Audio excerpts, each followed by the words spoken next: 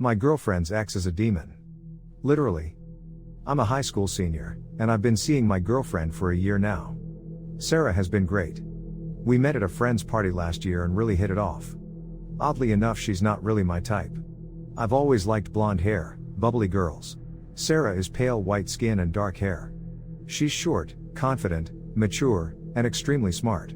I can't put my finger on why, but she charmed me right away. Here's the problem, her ex-boyfriend. She had warned me about him before, but I didn't put much thought into it. If he had words for me, I could shrug it off as long as he left her alone. That's where I'd draw the line, even though she told me not to. Like any girlfriend would. That all changed last night.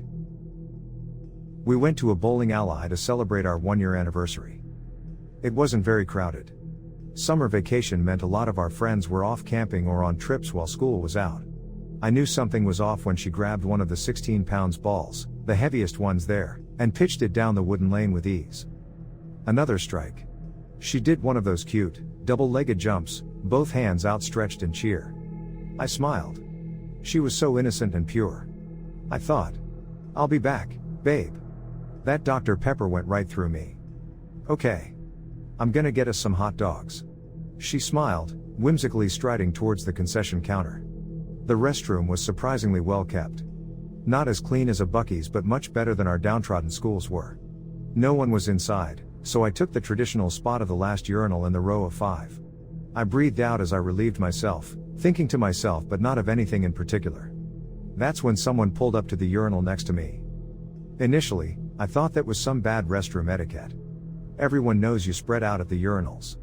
Then I slowly realized I didn't hear him come in. I glanced over at his face, breaking some of the restroom etiquette myself. He looked like a rock star. Sharp sunglasses matched the rest of his edged face. Taut, angled jawline, high cheekbones, paler than even Sarah. Black lipstick contrasted his skin the same way his shoulder-length black hair did. He was maybe an inch taller than me, yet was ridiculously thin. I could see that hollow collarbone protrude from underneath his plain white t-shirt, itself mostly hidden beneath a black leather jacket. A simple, silver cross hung from a thin chain and rested flat against his sternum, outside his shirt. Nice equipment. I see why she likes you, he said, still faced ahead and never motioned that he'd peeked at my, well, equipment. Ah, you must be the ex I've heard so much about, I said, also stared forward. Maybe his apparent frailness gave me confidence. Ex? He smiled with sharp lips, we're just on a break. I didn't respond as I hit the urinal's handle, the rushing water combined with the sound of my zipper. Sarah had asked me not to confront him at all, and he was obviously goading me. I opted to respect her feelings, and instead walked over to the sink. I washed my hands in a calm manner though, with the full knowledge and intention this would piss him off more. I kinda liked that. As I turned the faucet off and rose, I saw his face directly over my shoulder in the mirror. His glasses twitched up at the same time as his nose, before dropping back down to their natural place. He was irritated. My lips cracked into a blatant smirk in the mirror towards him. I grabbed some paper towels, turned as I wiped both hands between us. He looked down at them briefly, and a smile broke on his face to match my own. You're cocky. I dig that, he said. So does Sarah. I couldn't help myself. His head tilted slightly to the left, neck popped in a loud crack. Mouth became long, as if searching for a response to the jab, and both hands rose to the rims of his shades. Kid, he said as he removed them, me and her go back a long way. Much longer than you think. You're not going to be with her long. You are simply a phase. Something she does for fun, to feel normal. But make no mistake. He slid his face right up to mine, both irises flattened as he spoke. They became long, horizontal ovals, then the edges hardened into solid rims, formed black rectangles. His nose paused centimeters from mine. You are nothing. He spoke with sharp, rhythmic timing. Nice contacts, weirdo. I quipped, no wonder Sarah dumped your weird ass. I turned my back to him, headed towards the door. A long-fingered palm struck my chest and stopped my exit. I looked up in open alarm as he stood in front of me, smiling. I glanced over my shoulder to make sure there weren't two of them, twin brothers or something. No one was there. My head slowly turned back to him. She'll be pissed at you if we fight. Fight? He sputtered with a high pitch, kid, I like you, but you really overestimate yourself. My body floated. I can't explain it. His palm stayed on my chest, all my limbs frozen, and I rose into the air. I could turn my head, I could speak, but didn't. I felt a distinct and clear dread fill me. He noticed. "See, kid," he said as he pulled the hand back, but I continued to levitate. "We go back a long time. We are bound by blood." She called me. "We are destined to be together. Always." Then, it finally happened. His cool, calm demeanor broke. His head trembled, limbs shook as he marched in front of me, back and forth, hands making and unmaking agitated fists. More having a conversation with himself now. Then she has to get all sentimental about a childhood she never got to have, and we do this shit again.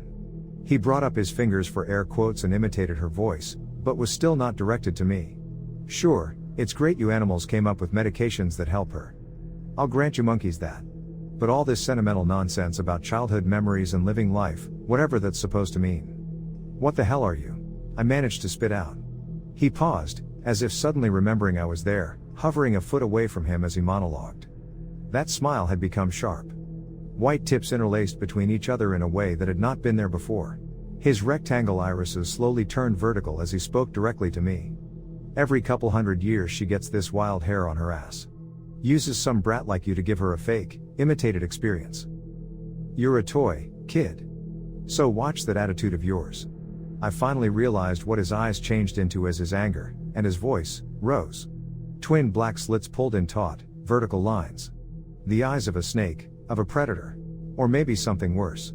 "I swear," he spoke, spittle flung from his lips in rage, "the only reason I haven't wiped your miserable race out is because of her. I love her. You don't even know her." His nostrils flared out in a long, deep breath. Composure again reclaimed him. I saw his pupils begin dilating again, but he closed them before I could see what horrible shape they'd assumed. He returned his sunglasses to the bridge of his nose. My weight returned instantly. I caught myself on 2 wobbly feet. I paused for a moment, realized full well what had happened, and why the atmosphere had become drastically tense. Sarah stood in the bathroom door. She was fuming. "AC. She screamed, "I told you to leave him alone. We were just having a chat, babe." "I'm not your babe." The rest of their argument seemed distant to me. I felt like I was in a world I did not belong.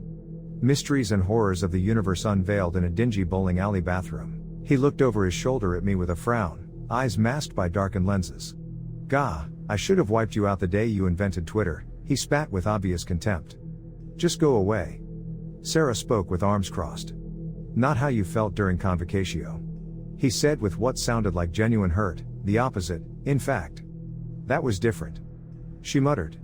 "So were you, Sarah Good." "So were you," AC said as he left the bathroom. Weirdly enough, I kind of felt sorry for the guy. I told Sarah I needed some time to process what happened. There was too much I didn't understand, and when I asked, she said she didn't want to talk about it. I like her, I think. But it just feels weird now. Not only as I don't really know her, but like I didn't really like her in the first place. I'm just worried he's going to find me if I keep seeing her, but on the other hand, I'm scared to break up with her now.